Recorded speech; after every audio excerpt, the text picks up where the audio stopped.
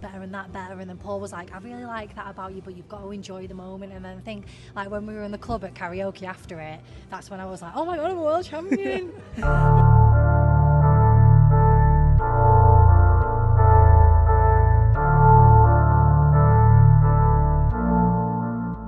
Abbas here for iBoxingHub. I'm here with Rhiannon Dixon.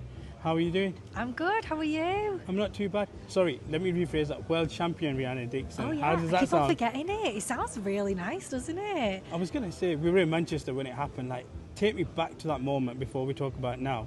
Like, how did that feel for you? Like, when did it sink in properly? Do you know what? It's crazy, like, and it always has a go at me because I'm always really like pessimistic with like my performances and overly like self-critical. And like, when it came to like going to Connie, he was like, get your hands up, you're a world champion. And I was like, yeah, but I've done fucking shit and I could have done this better and that better. And then Paul was like, I really like that about you, but you've got to enjoy the moment. And then I think, like, when we were in the club at karaoke after it, that's when I was like, oh my God, I'm a world champion. I was going to say, like, your story compared to other boxers, it's sensational. Like I said, pharmacist at 21, world champion now. Like, just put that into perspective. Like, how did that even come about? Do you know what? It's crazy. Like, I initially wanted to start doing MMA because I saw Ronda Rousey on TV and she was like, every muscle in my body serves a purpose. I'm not a do-nothing bitch. And I was like, wow, I'm actually like a do-nothing bitch. Like, no muscle in my body serves a purpose. So I messaged Mike Grundy at Cabon and he was like, if you've never done MMA before, why don't you try doing boxing first? So he put me in touch with my old coach, Lee Blundell. And then I didn't know anything about amateurs or white collar or professional. And we went down the white collar route. And then at the time, my best friend, James Moorcroft, turned professional and he was doing really well.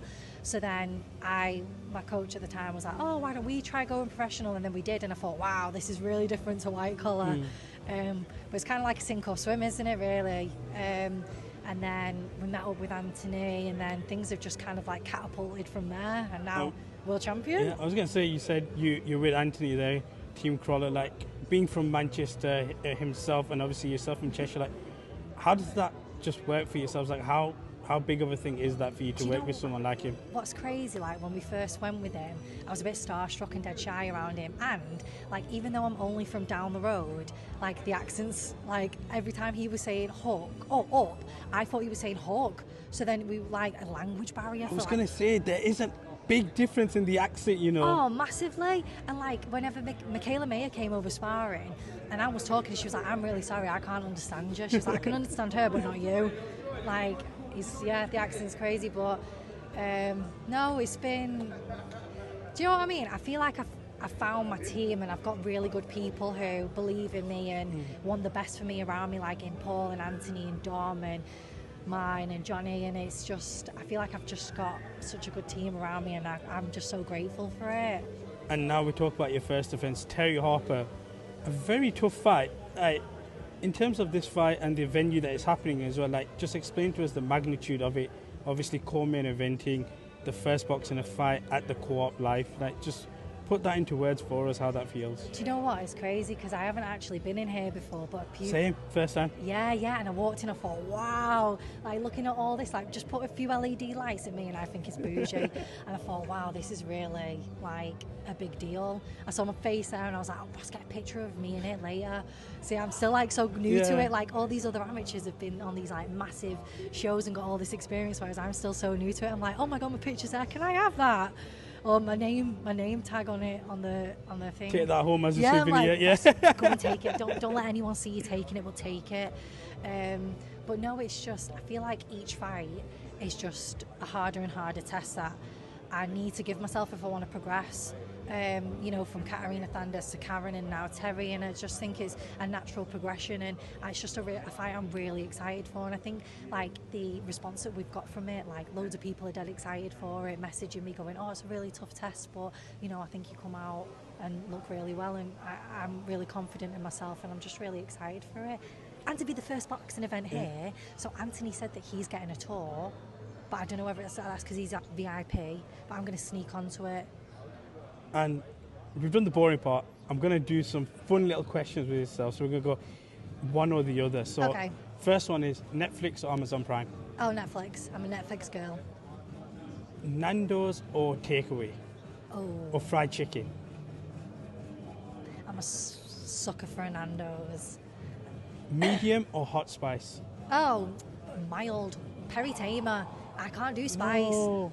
I'm the palest person in the world. I've got fake tan on right now. So is it Lebanon herb? No, it's PERI TAMER. It's barbecue. I've never even had that. Yeah, well, you should I didn't know that existed. Listen, you should get to know. It's very nice. No, I can't do it. I have to be a medium or a hot. Why will all your friends embarrass you going, yeah, no, it's like, you might as well just have ketchup with your Nando's. I would probably have ketchup. Like, yeah. Frozen 1 or Frozen 2? I've not seen Frozen 2, so Frozen 1. Okay. Comedies or horrors? Oh, comedies. Like, my partner Ross loves films. Like, he used to watch 2 films every night, and he kind of like conditioned me into now I can't go sleep without the TV on. Yeah. That's.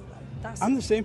Really? I have to watch something on Netflix before I go to sleep. Oh no, I'm on TikTok. I like watching the drama on TikTok. I love going on people's lives and they're arguing.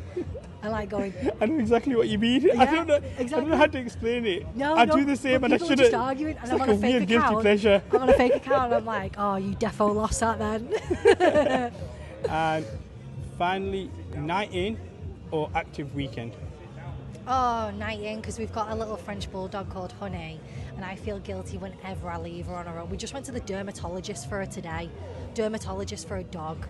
She's got really bad skin allergies. That's why me and Ross, everyone's like, oh, do you and Ross want kids? No, I have a French bulldog. Wow. No, I hear that completely well. Listen, like you said, you're on the co-main event. Huge night for yourselves. Huge night for yourselves coming up in August. Good luck, and hopefully we see more defences and more wins for yourself. Oh, thank you very much. Thank you.